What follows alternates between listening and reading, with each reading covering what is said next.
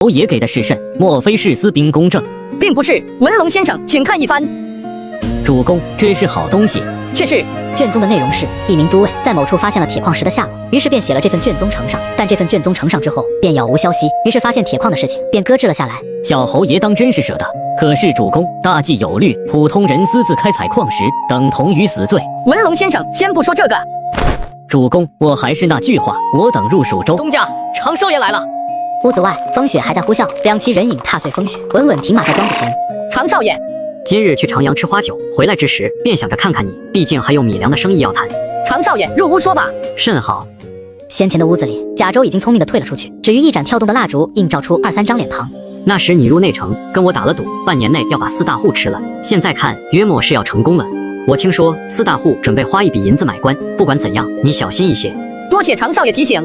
小东家，你我之间为何总是这般见外？我便想不通，你与小桃桃能走得这么近，为何与我总是如此的？东家，梅县的事情听说了吧？听说了。一个所谓的大平国，在内城这么近的地方，居然要闹反。我也听说了，这些各义军还来了援军，最后成功脱围而出。我也听说打得挺凶，死了很多人。世道要乱，百姓要活，这没法子的。我还是那句话，这天下终归要不破不立，大树要倒，小桃桃拦不住，你我也拦不住。但我希望你明白，大计崩塌，乃至百姓水深火热，这都不是你我的错，但遇乱世而不救，便是你我的错。常少爷，我这一生没太大理想，只想做个酿酒徒。那就酿好你的酒吧。小东家，大隐于市是没错，但你终归遮不住的，头顶有风雨雷鸣，脚底是倒海翻江，别人一看便知有大鱼要化龙了。风雪中，长四郎背着亮银枪的身影，随着渐去的马蹄，再也看不见。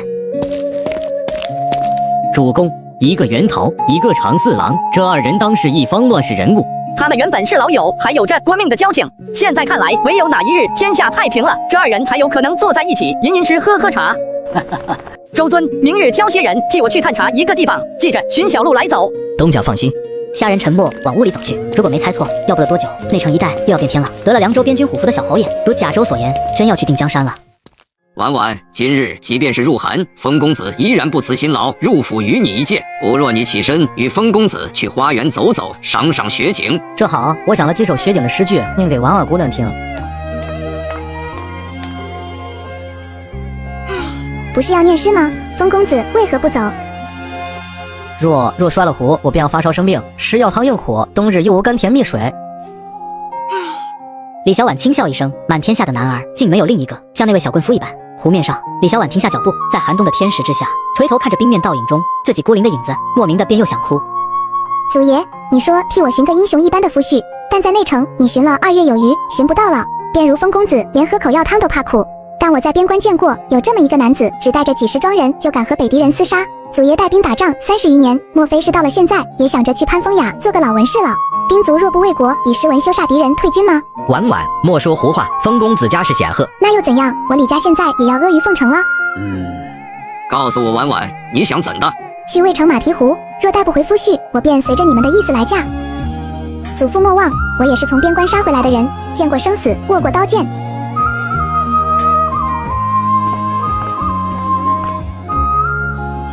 子不成器，偏偏孙女有这等的气魄。你便去，老子是定北侯，执掌5万余大军，天塌下来我也能顶着。告诉那个崽子，若是不应承，老子亲自带兵掀了他的庄子。父亲呐，萧宰府若是知晓，定然会生气。他不敢胡乱造次。哈哈，今日起我是小侯爷的人了。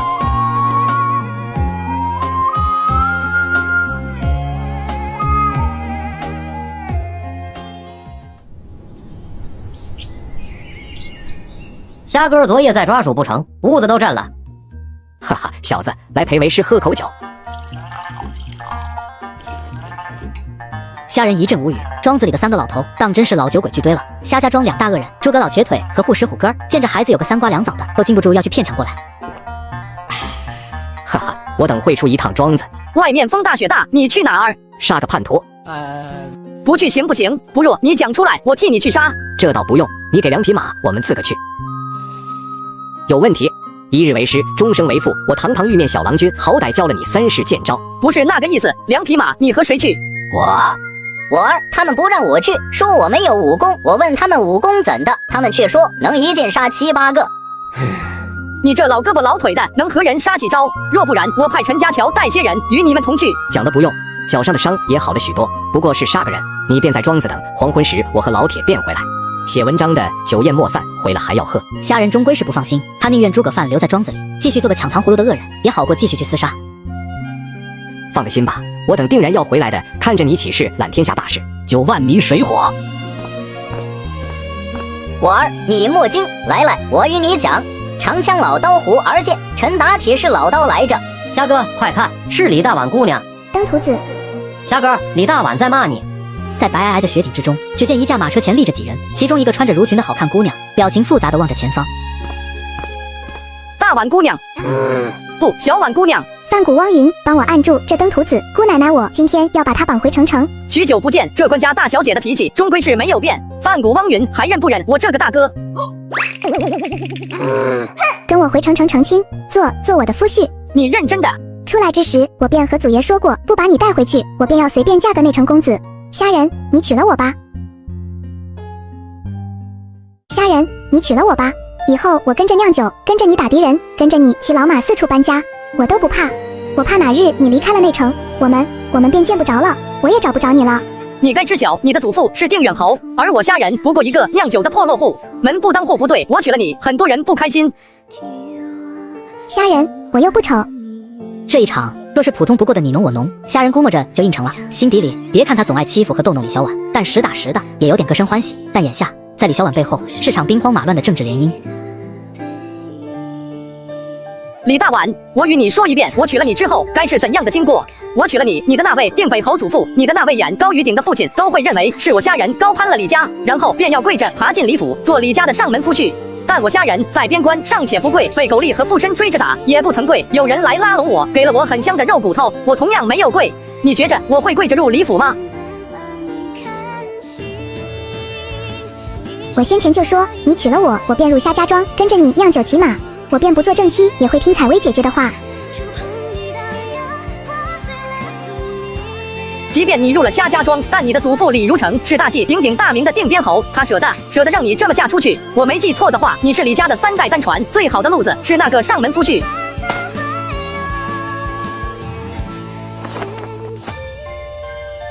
你便是不想要我，大不了的我们生10个孩子，我便送他5个。我祖爷他们若还嫌少，我便再生10个。虾仁露出笑容，笑得眼睛发涩。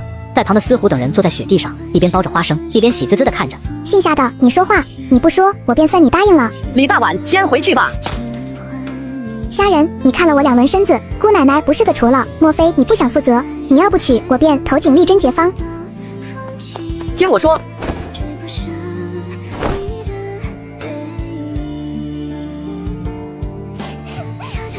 你先回去城城，跟你祖父知会一声，我虾仁改日登门造访。下聘不算是，有些事情我要与定北侯说清楚。说清楚了呢，谈拢了呢。虾仁，我很好养的，你也看见了，我在庄子那会跟着你们吃糊糊。李大碗，不是吃的问题，有些事情你或许没明白。什么事情？犹豫了下，虾仁终归没有说。放眼整个内城，想娶李小婉的人，估摸着要从马蹄湖排到渭城，不仅是家世富贵，更重要的是李如成执掌的5万余定本营。先回吧，过2日我去一趟城城。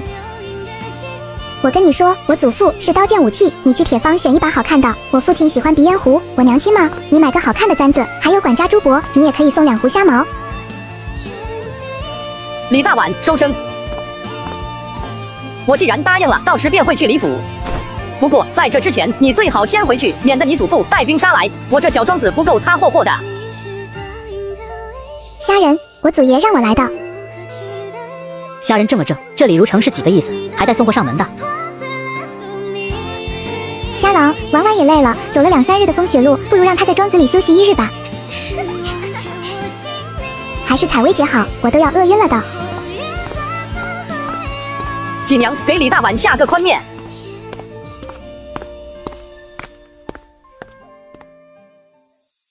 坐在楼台上，虾仁叹着气。黄昏的日头渐去，雪景映衬下的马蹄湖变得更加死寂，只是依然没有骑马回的踏声。前辈是说过黄昏回的吧？说过，还让我不要散酒宴。黄昏都过了，仙刀看得清吗？东家，诸葛前辈他们还是没有回来，要入夜了。东家回了，诸葛前辈他们回了。东家身上都是血。快，几娘去烧炉热水。爹爷，这是怎地？杀人见血，来，你扶着。喂，别抓我屁股，那里被剐了一剑。我说你一把年纪了，老胳膊瘸腿儿的，玩什么命？风大雪大，庄子里喝酒不舒服吗？你懂个屁！他是个叛徒，我杀不了他，老子这内城第一高手的名号便该让出去了。杀了，杀了！哈哈，这小犊子刚去营里做了个都尉，真以为我没法了？前辈遮麻面了吧？这回遮了，但老刀没遮。快，赶紧去剃头。但他易容了。我说胡二剑，你说话别喘气，我一个走不稳，咱爷俩要摔了，指不定明天要给你出丧。你个驴儿草出来的，老子白教你剑法了。还有，我不叫胡二剑，我叫玉面小郎君。老子当年去清馆，那些个花娘们见着我玉树临风，都不收银子，你懂个屁！回了屋，洗个热水，再帮你上药。你可真敢说，还黄昏回来不散酒宴，老秀才都忘得脖子僵了。小子，老刀这个人，你最好拴住了。哪怕日后你要做什么，即便不是杀人，老刀打铁的本事也足够你大用了。这是自然，不过这剩下的高手还有谁？问这作甚？怎地？你还想着约一架？你可算了，虎哥还有可能。怕以后面生了，跑得不够快。呸！老刀都给你手弩了，足够你保命几次了。不过和你说也没啥事情，6个人嘛，前面3个你都知道了，剩下的2个都在那个狗宰府那里。还有一个呢。那一位可就奇怪了，我也不知道是谁。不过听说是个年轻人，绕着天下30州走了一圈，才学了一手本事。有无姓名？有个卵，我知道，便与你说了。先洗个热水，等会我让人替你上药。我玉面小郎君死不得。最好，我也不想太早奔丧。孽徒，你别扯我耳朵。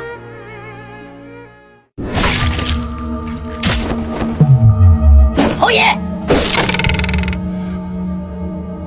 终究还是来了。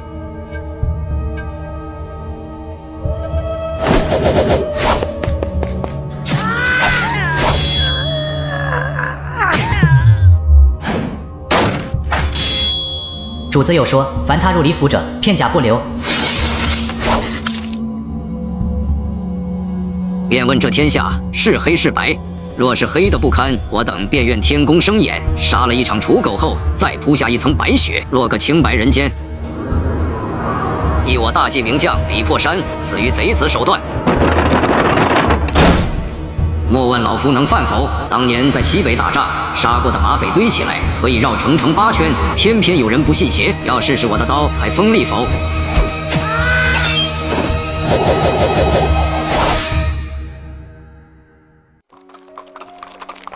去城的路，皑皑的雪道，马蹄印铺了一路，裹着冬袍子，骑着风将军，虾人不时抬头张望。沙狼，喊我虾人。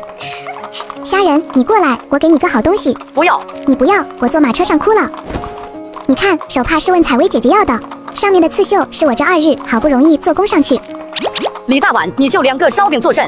还粘在一起？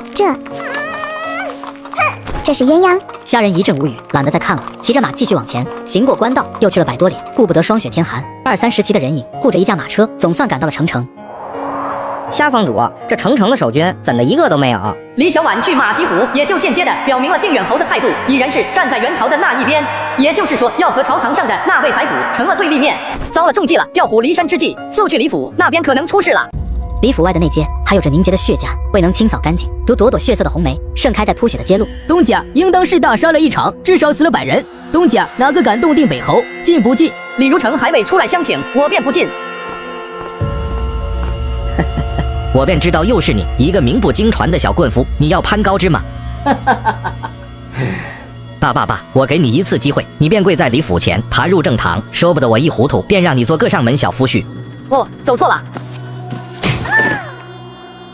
小东家勿怪，还请留下吃个席。老侯爷难得相请，岂有不敬的道理？入府吧，你我同饮一席。好说了。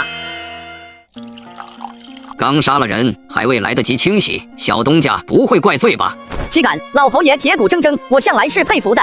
每次杀了人，我便绝3日肉食，在西北带回来的习惯，小东家勿怪。以血为窑也挺好。好一句以血为窑，哈哈，我应当是明白了，为何小侯爷如此看重你，沉稳内敛却胸有杀机。你这般人若闯不出一番天地，如何也说不过去。老侯爷谬赞，虾人不过一介酿酒徒。你莫与我拉扯，你也见着了这2日，时常有人杀入李府，要取我这老头的命。老侯爷想说什么？整个内城，我很少给人亲自斟酒。来，你我先饮这一碗碰头酒。敬侯爷。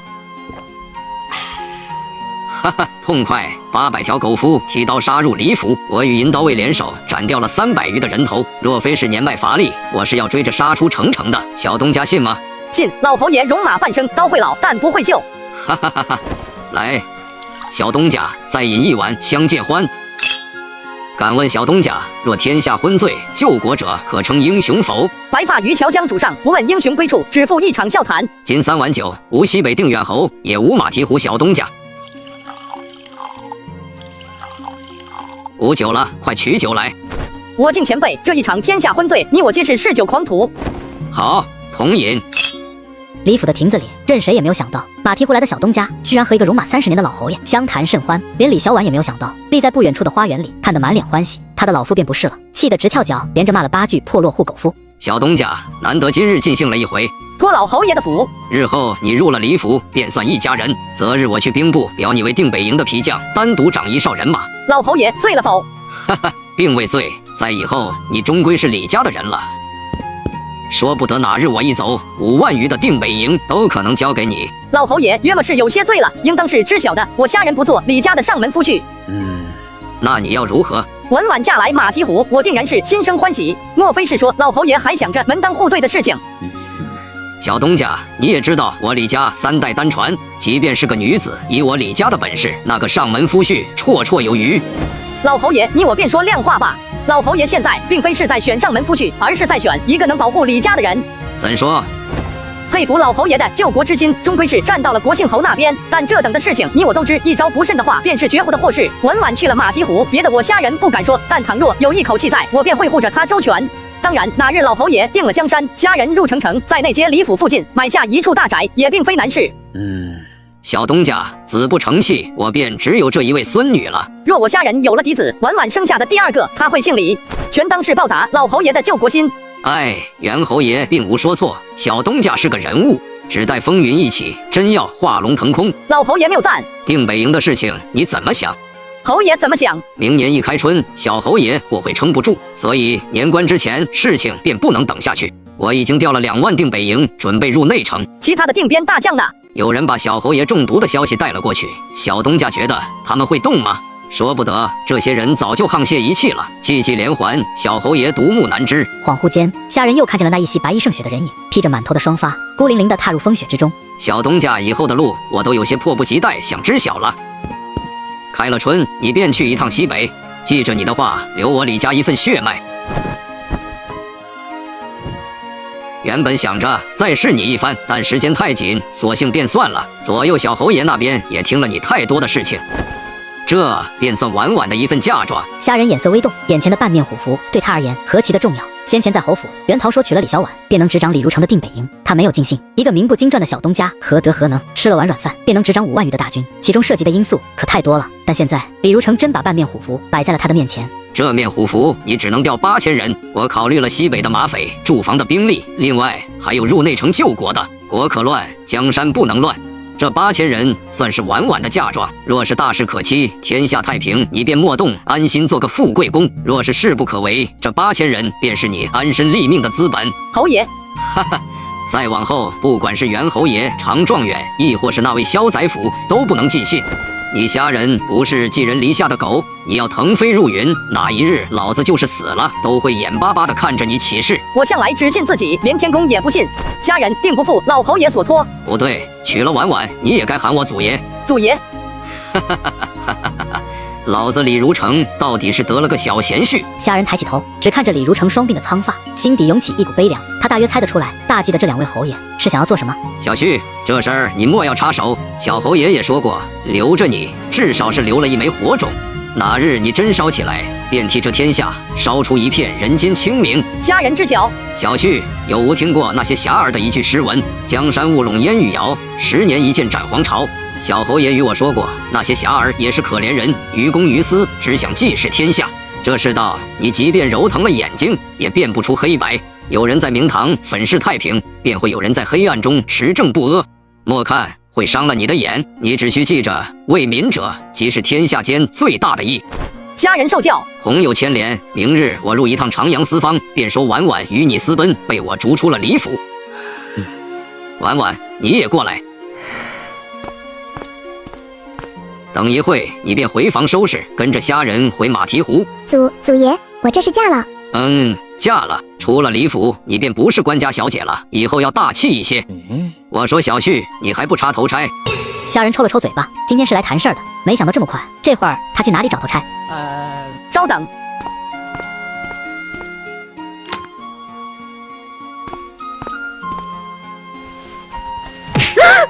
你小子连聘礼都没下，便想领着姑娘走？祖父，这头钗也很好看，我喜欢的。哈哈，回吧，马蹄湖路子有些远。小旭，记得藏好我给你的东西。家人记得。走吧走吧。长阳小侯，白头雪，城城老卒不畏寒。但是征北李将在，不叫敌狗渡庸关。经过我大名府，我便是段府，曾以一斧劈断2架琉璃马车。哪里来的贼子，识得我吗？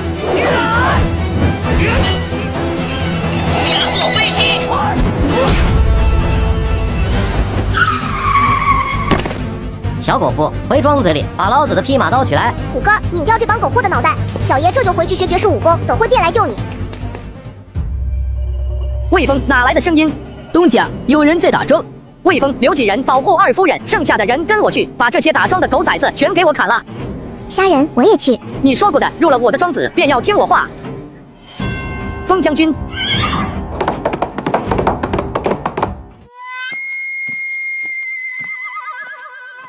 春汉，你是井底之蛙，知道我大名否？我便是段府。虎哥，接刀。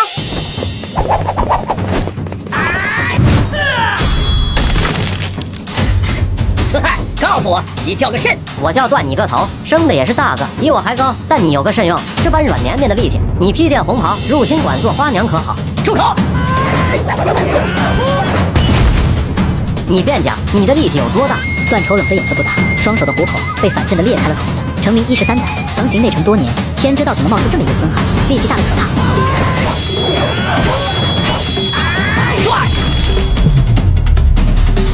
只眨眼间，半空中的段楚满脸目瞪口呆，明明是他先动手，却不可思议的又飞了出去。隐约间，他只看到了那句话，不过是匆忙抬起刀鞘。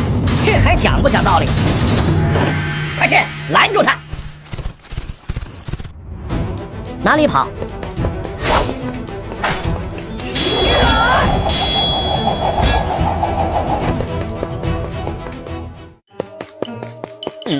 四虎，你去哪？虾哥回了。虾哥，我等会与你说，我现在有点急事。他骑着马，你2条腿怎么追得上？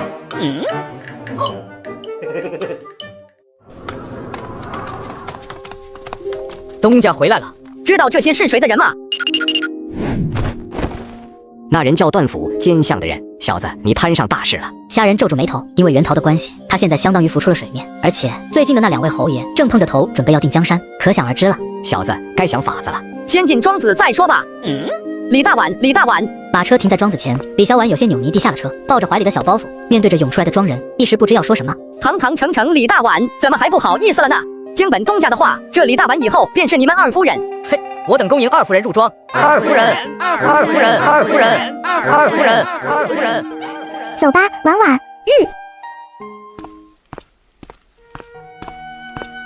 文龙先生。主公，主公请。主公，莫非是刚刚打桩的事情？文龙先生也知道，听见了杀声，但知小庄子应当无碍，我便不出去了。今夜来的是朝堂上那位奸相的人。主公想怎么选？继续留在内城酿酒，或是离开内城去博一回大事？虾仁神情沉默，从边关到汤江城，从汤江城到马蹄湖，好不容易才安稳了些日子。我还是先前那句话，请主公入蜀州，大计风雨飘摇，并非是主公的错，主公也无必要继续逗留内城。8000人的虎符，1000人的私兵公正，沿途收拢流民。我只粗粗一算，入蜀州之时，可有15000左右的兵马。兵马不多，但足够让主公取一处安身之地，积粮助气，征募兵丁，做官天下风云。一朝出蜀，逐鹿30州。主公，大计朝要他了。虾仁何尝不知道，守着一个马蹄湖小庄子意义并不大。遥想当年，他从4通路小马场起家，颠沛流离，靠着沙堡才有了这么一块地。文龙先生可有入蜀州的策略？料想蜀州王也必不会让外军入蜀。主公错了。如今的蜀州4分5裂，单蜀州王都有3个，我觉着这正好是主公的机会。小侯爷给主公的铁矿卷宗，并非在内城里，刚巧离这蜀州也不算太远，到时候主公一样能取。我估摸着这处铁矿之地，知道的人并不会多。虾仁沉默点头，不得不说，贾周所考虑的入蜀计划确实是周全。蜀州的三王各自声愿，若是把握得好，主公全占蜀州也说不定。再以蜀州为跳板，则大势可期。不过主公现在还不能离开，为何？冬日风雪是一个原因，其事则是另外一个原因。文龙怎么说？若无大义名分，主公带着9000人，到时候不过是一支普通义军。但主公做了些天下留名的事情，则不同了。这世道原本就是如此，活着的人不讲大义，却偏偏你做大事则需要一份大义。文龙先生言之有理。年关越来越近了，贾周的这一句让虾仁没由来的心头一涩。年关近，便意味着袁桃身中奇毒的死期，也意味着定江山的事情不能再拖下去。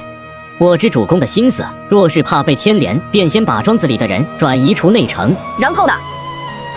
请主公入朝，大计不得民心，而主公入朝，与2位侯爷合力举事，不管成功与否，势必会名动天下。文龙，你先前不是这样说？先前是先前，现在是现在。作为主公的谋士，我不能陷入时局。年关一过，小侯爷会死，定北侯年入古稀，也没有多少时间了。到时候只剩主公一个，必然占尽了大义名分。主公须知，无人会当你反贼，只会把你当做救世的英雄。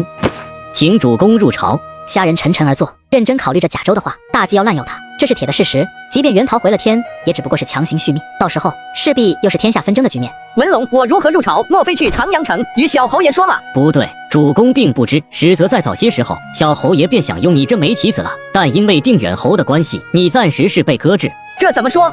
主公的子爵官牌，子爵官牌。这枚子爵官牌，或许主公并不觉得有用，但即便是卖官鬻爵，认真来说，在大计里，主公也是4等子爵。年关皇宫里的群臣殿议，主公自可参加。文龙，你若是不说，我还不知道被小侯爷布了棋盘。小侯爷救国独木难支，这是正常不过的事情。主公要这么想，偌大的一个大计，偏只有一位病入膏肓的小侯爷，以及另一位年入古稀的老将军，愿意共赴国难。余下的人放眼看去，满朝文武尽是偷生起活之辈。主公，这2人是不是英雄？我知。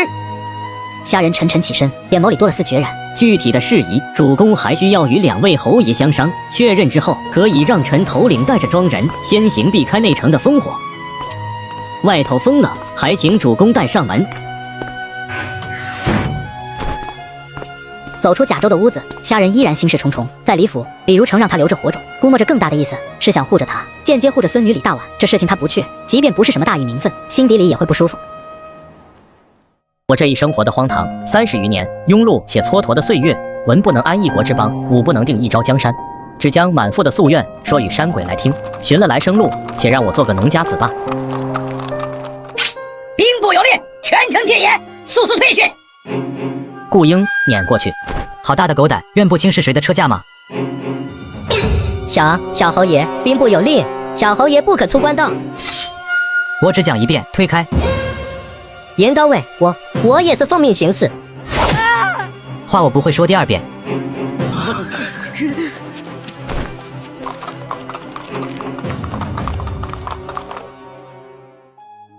官道边的小路，20余骑人影沉默地立在风雪中。东家，有马车来了，驾车的人便是那位尹到位。陈先生知晓了。虾仁稳稳应了一句，他有些不明白，小侯爷明明都身子吃力了，为何还要主动约来官道相谈？若真有事情，他不介意再入长阳一趟。小东家，主子受不得动，你入马车谈吧。好说了。小东家，许久不见。再看见故人的脸庞，虾仁蓦然心头发酸。大计朝无二的监国小侯爷，在他的面前已经是满脸死相，30多的年岁，垂目如风烛残年的老人。小东家也见着了，我今日出了长阳，这段时间内暂时不会回去。朝堂上的人大抵把我当成了疯子，但他们不敢动的，所以只用了奇毒之法。参与的人该有一份名单，但我查不出来，后来也懒得查了。时日无多，我不想再浪费时间。侯爷打算怎么做？奸相和幼弟已经情同父子，拆不断关系了。认真来说，我那位小侄已经被带歪了路。我有打算重新立一位皇帝，事成之后再挑选贤臣辅国。我已经培养了些人去学习了专业技能。先前的书信我看了，和定北侯商量了许久。虽然他不是很愿意，但终归是觉着让你取一轮名声，不管以后的路如何，对你而言都是好事情。前提是小东家你不能死，若是不可为，你便是一枚火种。还是那句话，我知你不愿入朝，到时候你选出几个寒门子把把关，破格重用也无妨，稳住江山后自可离开。当然，这都是成功后的说法。来了你这里一轮，我明日便要入营了。要立的那位后帝是一个落魄的皇室宗亲之子，费了许多功夫才寻到，性子良善，办事沉稳，隐隐有贤君之风。恭喜侯爷！年关之前的群臣殿议，你怀有子爵令牌，自可入朝。小心一些，终归人在敌营。侯爷，我要做什么？到了时候，我再与你讲。我听说了，萧远路派了段府过来，不过你不用担心，他的心思在我这里。先前和你说的是成事后的打算，如果事不可为，你便立即带着你庄人离开内城。莫忘了，西北面你有8000人的虎符，这支军队不惹事的话，足够你在西北那边好好安身立命。当然，你也可以去凉州，凉州王是我的故人，亦不会为难你。如果选择做火种，你的路子我便估算不出来了。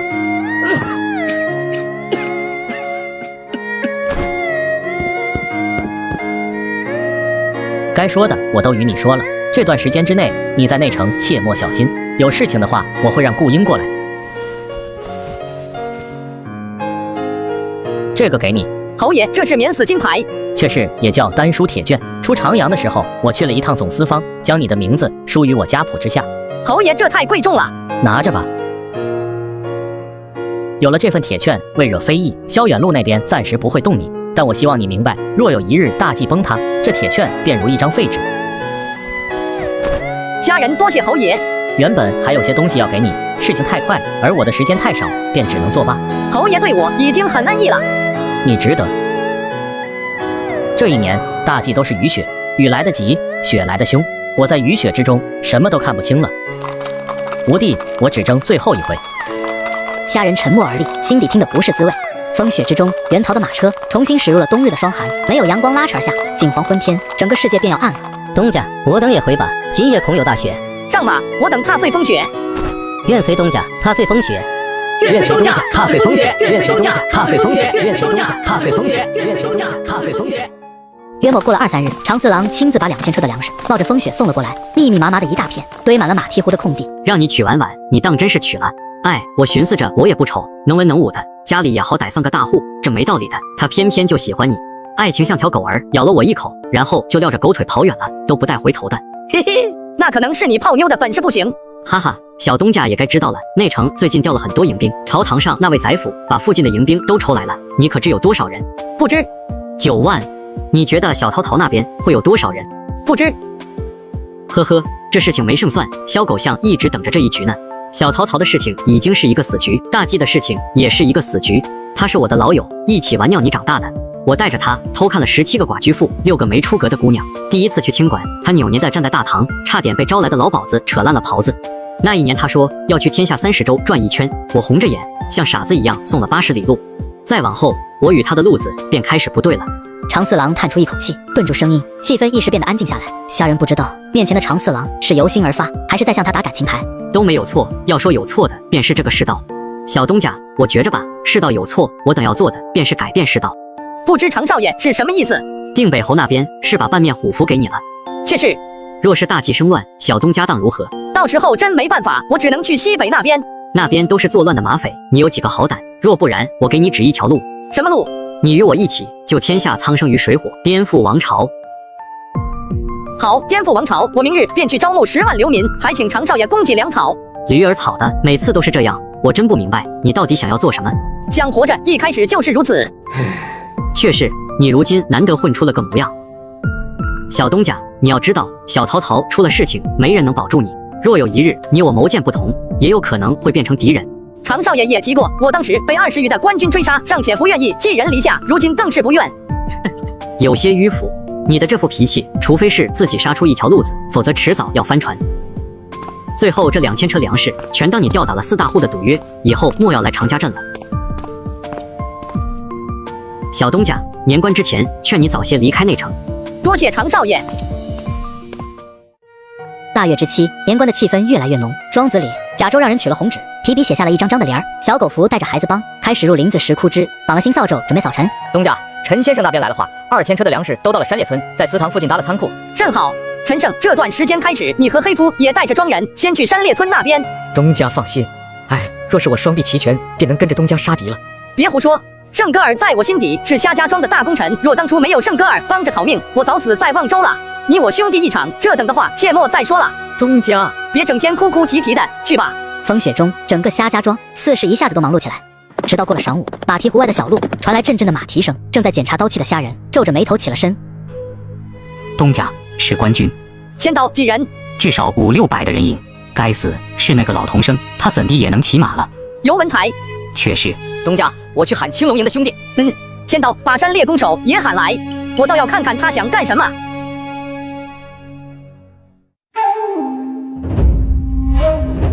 哪位是虾仁？我就是。兵部下了剿匪令，你听好了。大纪兴武18年暮春，流民虾仁于漠南镇外的荒地，无端端杀5行8人，弃尸荒野。尤兄，多大的仇怨，这便带着大军来抓我了？莫非是忘了当初是夏家庄给了你1碗活下去的吃食？别胡说，我与你这贼头可不太熟。风水轮流转，夏房主，这一回可没人保着你了。你以为我虾仁入内城一直都是靠着别人保吗？不然呢？尤郎，是你吗？贱婢，住口！你抬头看我，再看看你自己，不过一个丫鬟，你也配这般来喊？夏霜抬头看清楚，他成了什么模样？夏霜哆嗦着身子，避在风雪中，一时手足无措。你成了什么模样？虾仁，你也是一个脏人！小侯爷一到，你又要像条狗一般四处的逃来逃去。你当真是病了？列位看他还在装清高呢。休与这个贼人多言，武备营拿下这个贼头。虾仁，你要造反不成？兵部亲自下命的缉捕，你莫非敢忤逆？这样最好，你变反吧，到时候你的庄人一个个都要被吊死。莫非你以为一个子爵官台便能无法无天了？这里可有500多骑的武备营，你的庄人狗夫能杀得过吗？你真是疯了！我原本想着你不过像一个暴发户，虚荣了些，但现在看来，你当真是病得要紧，救无可救。贼头，你好大的胆！你动一个试试，若有不明，去总司方查查，我虾仁到底是谁？莫说我杀一个，我杀10个100个，你等也是白死。好大的话头！杀了他，快杀了他，他便是个反贼头子。又一柄飞刀射穿了另一个都尉的胸膛，在场的官军们这一回都倒吸了口凉气，哪里来的肥胆？当真是说杀就杀！千刀看紧了，哪个敢开口说一句，立即射杀！你敢杀我吗？我是堂正7品的城府卫，你无了靠山，便什么都不是。干的，我有些不明白，庄子里的人大抵都对你有恩，若非是我等把你从边关救出来，你早死了。你以为千刀为什么不杀你？因为心底里一开始并无人嫌弃你，是你自个把自个给玩烂了。我是城府卫，用不着那小头子可怜。你以为你的那些罪状能消吗？你的贱婢妻子，你的庄人，还有夏霜这个贱奴，每一个都逃不得。夏霜转过去。夏霜隐约猜到了什么，一下子跪到了地上。转过去。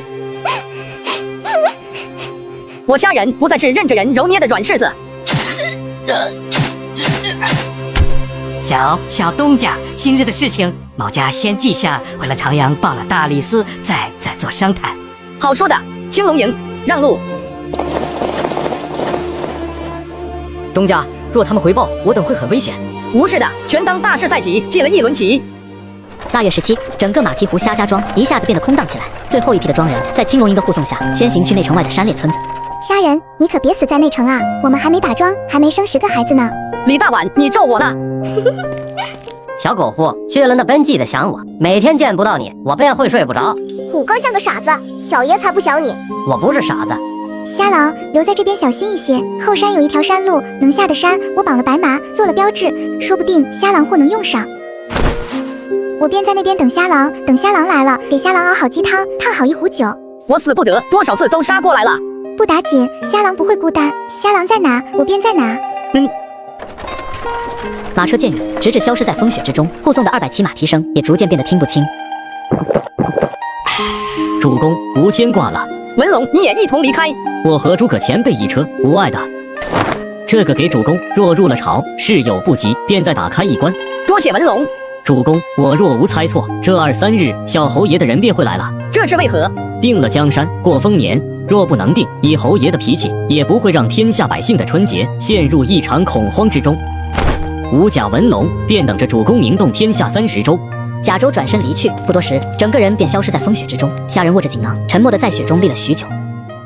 诚如甲州所言，腊月19，顾英带着上千骑的人马一路奔袭到了马蹄湖。罕见啊，连你都披上铠甲了。小东家，这是主子的意思。主子说，这一轮顾不得生死，便让我穿得庄重一些，日后去了轮回地府，也似个战沙场的好汉。顾兄，侯爷的身子现在如何？昨日吃着早食，主子突然剧烈发咳，咳了一晚的血，幸好神医吕望在营地把令调了回来。小东家，我还听到了些事情。什么事情？主子对李望儿说，有无神药，让他这几天精神一些。那神医怎么说？他说，想些法子的话，主子或许还能活到开春，但吃了这古怪的神药，只能活2日。药效过后，主子身子会大虚，立即毙命。虾人顿时沉默，不用想他都知道，袁桃肯定会选吃这神药。吴弟，我只争最后一回。小东家，主子有说让你去营地一趟，这是路线。顾兄不同去。不同去，我还有事儿，时间不多，望小东家早日启程。好说了。顾英拜别后，上千骑的人影一下子又奔袭而去。四虎，你也去挑一身文士袍。怎地，虾哥？到时候真入朝参加什么群臣殿议，你总不能光膀子吧？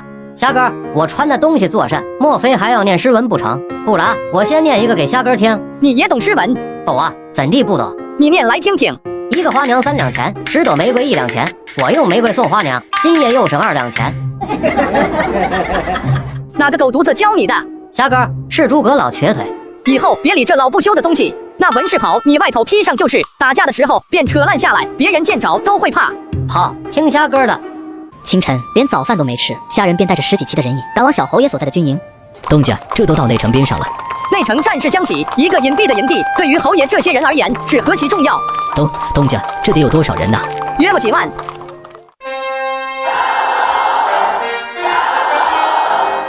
小东家，主子等你许久了，请随我入帐。你认得我？认得，我是虎堂的人。小东家不知晓也正常，在此之前，虎堂的人不会露头。虎堂就是袁桃暗中培养的势力了。想想也是，没点手段的话，小侯爷在风雨飘摇的内城，如何能稳坐在侯府里？吴弟，你走近些。家人拜见侯爷。近些，我看不清你模样了。虾人突然很后悔，17的贴吧等级竟没有任何一篇与制毒和中医有关。李神医说，毒气害了肺腑，又透了背，只能先刮走一些尸毒，若不然，我整个身子便要烂了。你的岳祖刚巧带兵去了外头，稍后便会回了。李神医，稍后再刮吧，我与吴弟先说些话，左右现在也死不得。吴弟莫要担心，过个2、3日，我身子便好了。虾人心底叹息，袁桃是要吃那种吊命的神药吗？大冀朝的最后一位风骨侯爷早选好了自己的路，是想与你商量。侯爷，我该做什么？年关前的殿议没几日了，你便入朝，想办法去净室房的东边窝铺找一个叫连春的公公，具体的事宜他会告诉你。侯爷，若是他告密，则大危。连春服侍袁家3代帝皇，他是个老人，见证了王朝的衰落。我与他相谈了许久，才定了下来。另外，入了朝堂之后，萧远路的人会查你，这是躲不开的事情。我给你准备了30万两。在外头有位老将叫杨父，一直在内城行对抗萧远路的事情。萧远路曾下了重赏，却一直拿不住人。侯爷，这些人我以前怎地都没听过。很正常，黑暗笼罩的地方太大，吴弟先前看得不够远。老将杨父会送你一样东西，让你能平安入得皇宫，想办法里应外合。侯爷送的什么？虾人声音发颤，隐约间猜了出来。他与我说，年岁60有3，再过几年抬不动刀了，不如便舍了这一条命，替天下的百姓铺上一条路。他便在营地的东边，你等会出去与他说说话。虾人眼睛微红，一时沉默不语。吴弟啊，哪一日你见了盛世，便拜请去我的坟山，与我好好讲个1、2。我30余年的荒唐，尽在厮杀与争斗中过去了。这盛世当有一日如侯爷所愿。袁桃缓缓露出笑容，苍白至极的脸庞上难得有了一丝神采奕奕。小皇叔，吴弟，请稍等一会儿，我替你引荐个人。很快又有一道人影疾步踏了进来。袁安，这便是我与你说过的小东家。啊，袁安见过小东家？有理。猜得出来，这位袁姓的年轻文士，应当便是要新立的皇帝了。当初第一次见袁安，他正背着一个素不相识的冻伤路人跑入丰城的医馆。我时常在想，若是在金銮殿里的那位有袁安这般的心境，这王朝再崩坏，终归还有一份希望在。唉，只可惜。袁安，日后我若不在了，你多听小东家的话。小皇叔莫急，我等会再去外头的镇子问问，或还有良药。莫去了。吴弟，入朝的事情便交给你了。我与你家岳祖这一会不方便再入皇宫，除非是说我要靠着自己的拳头打进去。先去外面走走吧，你的岳祖估计也快回了，得空的话去见见杨父。多谢侯爷。营地的东边，远远的便看见了一个老将，也不戴头盔，正教习着2个刚入伍的士卒。家人拜见杨将军。你便是小东家。侯爷先前便与我提了，说一说你什么时候入朝。便是这2日了。杨将军或许还有其他的法子。没法子了，我与侯爷商量了许久，只剩这个法子。那狗乡狡猾的紧，你想瞒着他，并非是易事。30万银子固然不少，但终归还要有一件好的筹码。虾仁低下了头，紧紧咬着牙。你低个头作甚？老子这叫就义，快活得紧。这样也好，去了下面与我那小贤弟结个伴。你约莫也听过他的名字，大计第1名将李破山。李破山，没错，只可惜了我那位小贤弟，否则再给些时间，真能定了外患，内城也该稳住了。我也60有3了，要抬不动刀了。似我这样的孤家人，若老死在寒屋破院，想想都会生气。索性便吊着卵再干一把。只佩服杨将军大义。近1年的时间，虾仁见过很多人，作恶的官军，富绅大户，但在其中亦有许多不惜命的英雄。望州城头的老官差，赴死堵门的封丘，迷途知返的田松，还有小侯爷、老岳族李如成，如今的杨父。虾哥，你的眼睛怎的？沙尘大，迷了眼。哈，这下雪连天的，哪儿有什么沙子？直至黄昏，虾仁都没有等到李如成回营地，心底不放心，终归是成一家人了。侯爷，伺候来报，定北后遇到了堵路的营军。事情不打紧，我等会派人过去。属下告退。回去准备吧，入朝的那一日，你家岳祖定然是不舍得，会来相送。吴弟拜谢，若非是我，你应当有了自己的路。此一番，不管结局如何，吴弟的这份大义，足以让人心生大慰。侯爷谬赞，请保重身子。大事的那一日，我便有力气了。对了，侯爷，常少爷那边，吴弟放心，已有对策。这一句让虾仁不再多言。风雪中，20余骑的人影很快消失在了营地之外。腊月20，离着年关只剩10日的时间，长阳城外处处是巡哨的营军。马蹄湖偌大的庄子，人影都没见几个。虾哥，这是甚？当初马蹄湖那帮老匪劫的财宝，还有一副银甲。周尊把这箱子也带去山列村那边，记着告诉庄人，若是外事，务必听军师的话。东家，若不然，我也与你同去入朝。去不得，带着4虎已经是极限了。这等的光景之下，长阳城外估计是守卫森严了。去山列村吧，我过些时间便会赶到。料好，东家保重。直至黄昏，有数十道的人影冷冷踏入了空荡的马蹄湖。小婿，家人拜见岳祖。免了，你的事情小侯爷与我说了，这一轮你当真要去？岳祖古稀之年尚且不惧，我更没有退缩的道理。岳祖放心，晚晚已经出了内城。柴宗，且走过来。在后，那位年轻的小将军抱着木箱，沉步走近。他叫柴宗，等同于半个义子，在西北的荒漠曾以800步弓，借着地势打退了4000的马匪。以后他跟着你。柴宗见过主公。岳祖，这箱子可是？今日一早，杨将军喝了3碗断头酒，便独自拾了刀，去了营地的无人角落。李如成说不下去了，眉宇间满是沉重。你便去吧，管事情如何，务必要保全自己。小子，记着你答应我的事情。岳祖放心。虾仁抱着木箱，只一个人头的重量，此刻却如有千钧之重。主公，30万两的马车便在前方的林子里。主公若是想现在动身，我这就去准备。柴宗，我先说好，你留在我身边，若是无法起事，很有可能。主公打过敌狗，2城躲了10几万，只这一点便够了。以后我跟着主公。正好，家庄便又多了一位好将。请主公勿虑，柴宗愿随主公。对了，柴宗，8000的虎符无问题吧？当无问题，主公有老侯爷的半面虎符，自可调兵。不过最好是开春以后，这段时日大雪覆地，往西北的路更加难行。明白了，启程吧，估计后日的清晨便能赶到长阳城。是。看着手上的木箱，虾仁一时间五味杂陈。